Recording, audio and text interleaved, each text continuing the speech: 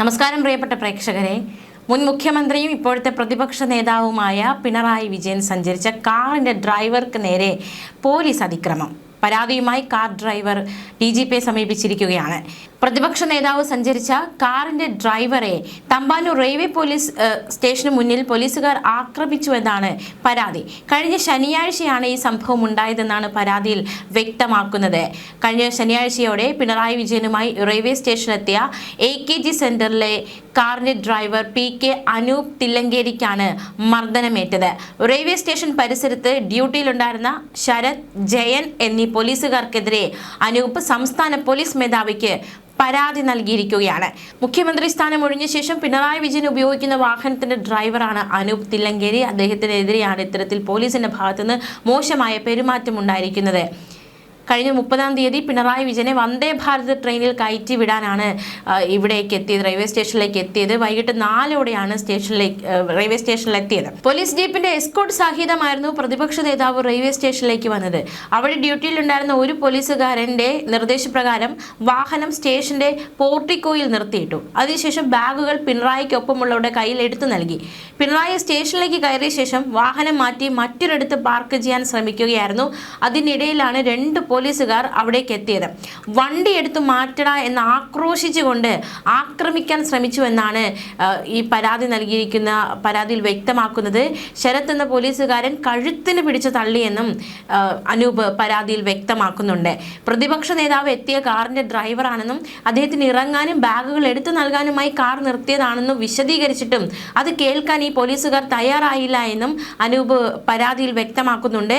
Escort വന്ന പോലീസുകാരുടെ ഇടപെടലിലൂടെയാണ് രംഗം ശാന്തമായതെന്നും പരാതിയിൽ വ്യക്തമാക്കുന്നുണ്ട്. പ്രതിപക്ഷ നേതാവ് എന്ന നിലയിൽ പിണറായി വിജയന് ഔദ്യോഗിക കാർ അനുവദിച്ചെങ്കിലും അറ്റകുറ്റപ്പണി ബാക്കിയുള്ളതിനാൽ ഇതുവരെ അത് ഉപയോഗിച്ചു തുടങ്ങിയിട്ടില്ല. എന്തായാലും പരാതി ശക്തമാക്കിയിരിക്കുന്ന DGPക്കെതിരെയാണ് നിർണായകമായ പരാതി അദ്ദേഹത്തിന്റെ പ്രതിപക്ഷ നേതാവിന്റെ കാർ ഡ്രൈവർ നൽകിയിരിക്കുന്നത്. അതേസമയം മുഖ്യമന്ത്രി പദവി ഒഴിഞ്ഞ് പ്രതിപക്ഷ നേതാവായതോടെ പിണറായി വിജയൻ കാറിൻ്റെ നിറവ് മാറ്റുകയാണ്. നമുക്കറിയാം, നമ്മുടെ ഈ കേരളത്തിൻ്റെ വീതികളിലൂടെയൊക്കെ ചീറിപ്പാഞ്ഞ കറുത്ത കാറ് പോലീസ് സന്നാഹവുമായി അകമ്പടിയുമായി പോകുമ്പോൾ അത് 1 എന്നെഴുതിയ സ്റ്റേറ്റ് നമ്പർ 1 എന്നെഴുതിയ ആ ഒരു നമ്പറിൽ ആ വാഹനം ചീറിപ്പാഞ്ഞതൊക്കെ നമ്മുടെ മനസ്സിൽ ഇപ്പോഴും ഉണ്ട്. എന്നാലും അദ്ദേഹം ഇപ്പോൾ പ്രതിപക്ഷ നേതാവാണ്. അദ്ദേഹം തന്നെ കാറിൻ്റെ നിറം മാറ്റുകയാണ്. ഔദ്യോഗിക വാഹനമായി 2022 ജനുവരി മുതൽ കറുത്ത കാർ ഉപയോഗിച്ചിരുന്ന പിണറായി പ്രതിപക്ഷ നേതാവ് എന്ന നിലയിൽ ഉപയോഗിക്കുന്നത് ഇനി വെളുത്ത ഇന്നോവ ക്രിസ്റ്റ കാറായിരിക്കും.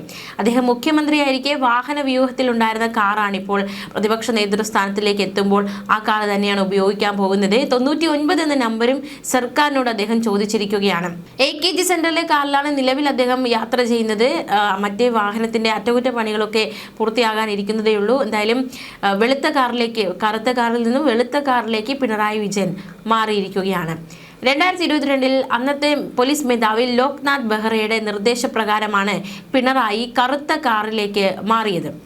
രാത്രിയിലുള്ള ആക്രമണവും മറ്റും തടയാൻ ഉപകരിക്കുമെന്നും കൂടുതൽ സുരക്ഷിതമെന്നുമായിരുന്നു അന്നത്തെ DGP നൽകിയ നിർദ്ദേശം. മാത്രമല്ല, സുരക്ഷാ ജീവനക്കാരുടെ കാറുകളും പിന്നീട് കറുപ്പിലേക്ക് മാറ്റുകയായിരുന്നു. മുഖ്യമന്ത്രി VD സതീശൻ ഒരാഴ്ചയ്ക്കുള്ളിൽ കന്റോൺമെന്റ് ഹൗസിൽ നിന്ന് ക്ലിഫ് ഹൗസിലേക്ക് താമസം മാറാനാണ് സാധ്യത.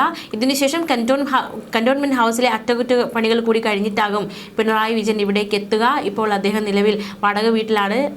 മാത്രമല്ല, മുഖ്യമന്ത്രി എന്ന നിലയിൽ പിണറായി വിജയൻ ഉപയോഗിച്ചിരുന്ന ഔദ്യോഗിക ഫോൺ നമ്പർ ഇതുവരെയുള്ള കുടിശ്ശിക തീർത്ത് പൊതുഭരണ വകുപ്പ് കട്ട് ചെയ്തിരിക്കുകയാണ്.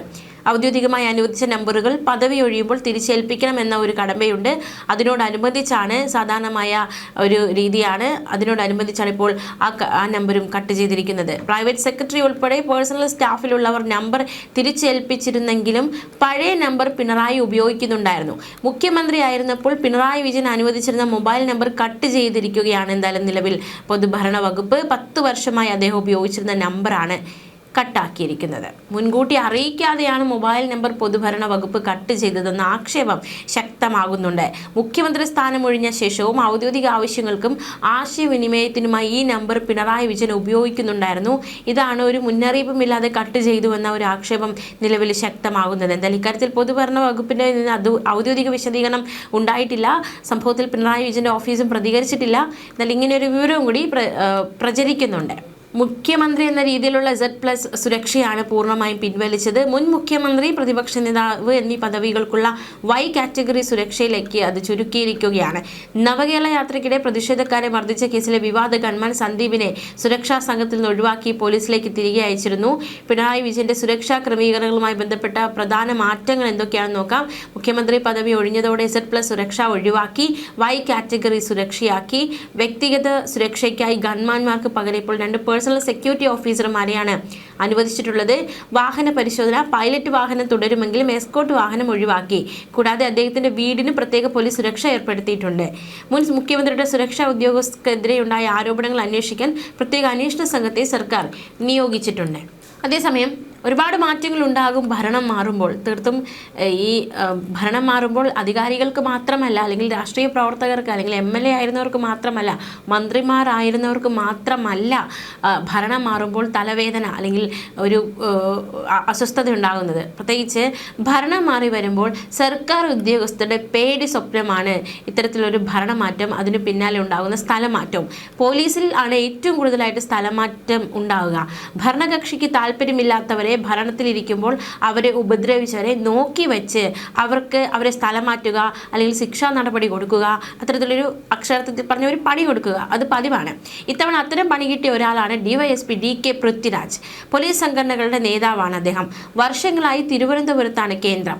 പിണറായി സർക്കാർ ഭരിച്ചിരുന്ന 10 വർഷക്കാലം വഹിച്ചിരുന്ന പദവിക്കപ്പുറം പോലീസിന്റെ കാര്യങ്ങൾ തീരുമാനിക്കുകയും സർക്കാരിനെ ഉപദേശിക്കുകയും ഒക്കെ ചെയ്യുന്ന താക്കോൽ സ്ഥാനം പൃഥ്വിരാജിന് നൽകിയിരുന്നു എന്നതടക്കമുള്ള അടക്കം പറച്ചിലുകളുണ്ട്.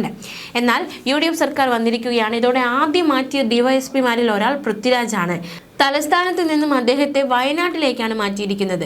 തിരുവനന്തപുരത്ത് കൺട്രോൾ റൂം CI, ശംഖുമുഖം, കഴക്കൂട്ടം അസിസ്റ്റന്റ് കമ്മീഷണർ എന്നീ സ്ഥാനങ്ങളും ഒടുവിൽ ക്രൈംബ്രാഞ്ച് ആസ്ഥാനത്തുമായിരുന്നു പൃഥ്വിരാജ്. ശംഖുമുഖം ACP ആയിരിക്കെയാണ് മുഖ്യമന്ത്രി പിണറായി വിജയന് നേരെ വിമാനത്തിനുള്ളിൽ പ്രതിഷേധം നടന്ന സംഭവം അരങ്ങേറിയത്.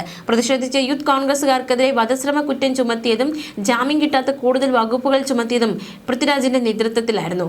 യൂത്ത് കോൺഗ്രസ് സംസ്ഥാന വൈസ് പ്രസിഡന്റായിരുന്ന KS ശബരിനാഥനെ അറസ്റ്റ് ചെയ്തതും പൃഥ്വിരാജായിരുന്നു. ഇതുകൂടാതെ ക്രൈംബ്രാഞ്ച് ആസ്ഥാനത്ത് ചുമതലയേറ്റതു മുതൽ ക്രൈംബ്രാഞ്ച് മേധാവിയെ പോലും നിയന്ത്രിക്കുന്നയാൾ എന്നാണ് പോലീസിൽ തന്നെ അറിയപ്പെട്ടിരുന്നത്. രാഷ്ട്രീയത്തിന്റെ അടിസ്ഥാനത്തിലാണ് ഓരോ കേസുകളും കൈകാര്യം ചെയ്യുന്നതെന്ന ആക്ഷേപം അദ്ദേഹത്തിനെതിരെ ശക്തമായിരുന്നു. എന്തായാലും പിണറായി സർക്കാർ മാറിയതോടെ അദ്ദേഹത്തെ തിരുവനന്തപുരത്ത് നിന്നും വയനാട്ടിലേക്ക് മാറ്റിയിരിക്കുകയാണ്. ക്രൈംബ്രാഞ്ച് ആസ്ഥാനത്ത് നിന്ന് വയനാട് ക്രൈംബ്രാഞ്ചിലേക്കാണ് മാറ്റം. എന്തുകൊണ്ടാണ് വയനാട്ടിലേക്ക് മാറ്റിയതെന്ന് ചോദിച്ചാൽ അദ്ദേഹത്തിന്റെ ചില ശത്രുക്കളടക്കമുള്ളവർ പറയുന്നത് എളുപ്പത്തിലൊന്നും സ്വന്തം നാടായ തിരുവനന്തപുരത്തേക്ക് വരാനാവാത്ത തരത്തിലുള്ള മാറ്റം എന്നാണ്. എന്തായാലും ഇത്തരത്തിലുള്ള ചില വശങ്ങൾ കൂടി ഒരു വശത്ത് ശക്തമാണ് കേട്ടോ. അതേസമയം മുഖ്യമന്ത്രിയായിരിക്കെ പിണറായി വിജയനെതിരെ യൂത്ത് കോൺഗ്രസ് നേതാക്കൾ വിമാനത്തിൽ പ്രതിഷേധിച്ച കേസിൽ പ്രതികൾക്കെതിരെ ചുമത്തിയ വ്യോമയാന നിയമത്തിലെ വകുപ്പ് നിലനിൽക്കില്ലെന്ന് അന്വേഷണ സംഘം സമർപ്പിച്ച റിപ്പോർട്ട് പ്രിൻസിപ്പൽ സെഷൻസ് കോടതി അംഗീകരിച്ചു. നിലവിലെ കേസുമായി ബന്ധപ്പെട്ട FIR ഉൾപ്പെടെയുള്ള രേഖകൾ മജിസ്ട്രേറ്റ് കോടതിയിലേക്ക് അയക്കും. ജഡ്ജി A നസീറയാണ് കേസ് പരിഗണിച്ചത്. വധശ്രമം, ഗൂഢാലോചന, ഉദ്യോഗസ്ഥന്റെ നിർദ്ദേശങ്ങളുടെ ലംഘനം തുടങ്ങിയ വകുപ്പുകൾ ചുമത്തിയാണ് പ്രതികൾക്കെതിരെ ആദ്യം കേസ് എടുത്തിരുന്നത്. പ്രതികൾക്ക് ജാമ്യം കിട്ടുമെന്ന സ്ഥിതി ഉണ്ടായപ്പോഴാണ് വ്യോമയാന നിയമത്തിലെ വിമാന റാഞ്ചലിന് തുല്യമായ വകുപ്പ് കൂടി ചുമത്തിയത്. ന്യൂസ് ഡെസ്ക്, മലയാളി വാർത്ത.